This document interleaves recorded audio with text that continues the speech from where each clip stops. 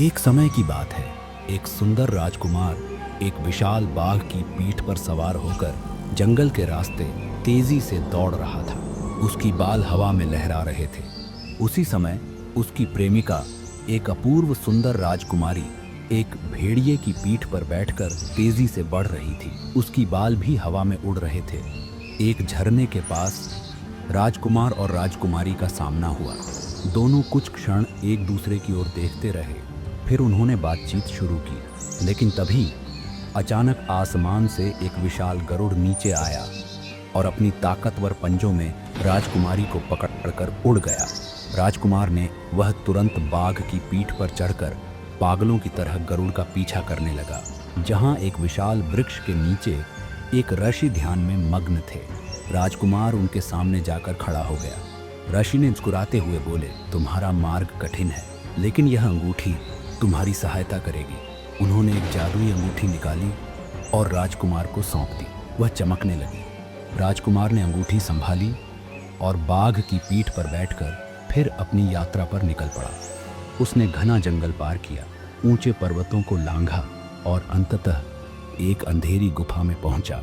वहां उसने देखा कि राजकुमारी एक विशाल बिस्तर पर सो रही थी, गहरी नींद में, मानो किसी जादू की कैद में हो। राजकुमार ने तुरंत अपनी जेब से जादुई अंगूठी निकाली। जैसे ही अंगूठी से रोशनी निकली, राजकुमारी की आंखें खुल गईं। वह धीरे धीरे उठी और उसकी कैद समाप्त हो गई।